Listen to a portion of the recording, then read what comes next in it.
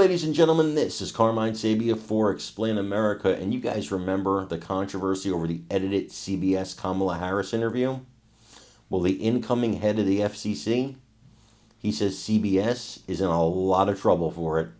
They're in, I can't say that word, but they're just in trouble. Before we get started, please make sure you like, comment, share, and subscribe. Those little things really help us out, and they help our channel continue to grow. And if you're not watching us on YouTube, please visit that address in the lower right-hand corner. It's youtube.com/@explainamerica. And when you get there, please hit subscribe absolutely free. It really helps us out. Guys, CBS News, everybody knows what they did. They didn't edit for time. They edit to try and save Kamala Harris's failing campaign, which ultimately failed anyway. They tried to take one of her answers that sounded like gibberish, edit out the gibberish parts, and make it sound like one straight answer, one cogent straight answer, which it was not if you actually see the unedited version or read a transcript. Why? Because Kamala Harris was woefully unqualified for the position of president and is not a great speaker. So they tried to save her, but now the new head of the FCC, he says they're going to go after CBS, and everything, including CBS possibly losing their broadcast license, is on the table here. It is a possibility here. I don't think they'll go that far, but it's a possibility here. And maybe they should. Maybe they should set an example about the news has to be fair. And if you're not, well, then there's a price to be paid for not being fair. I want you to listen to what he says here in this interview, and then let me know what you think in the comments.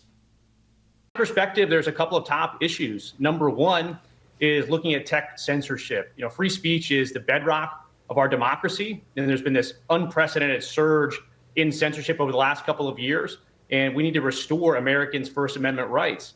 Number two is to look at our approach to media. Jeff Bezos just recently did an op-ed where he said that Americans don't trust the news media.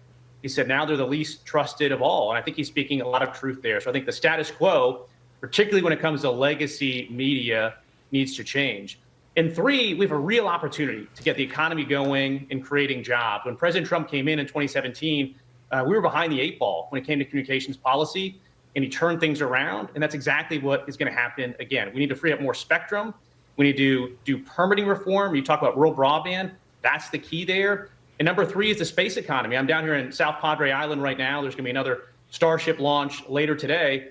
And it simply cannot take longer to move permitting paper from one desk at an agency to another than it does to build and launch these rockets. So we're going to unleash America's private sector again. What can the FCC do to help legacy media?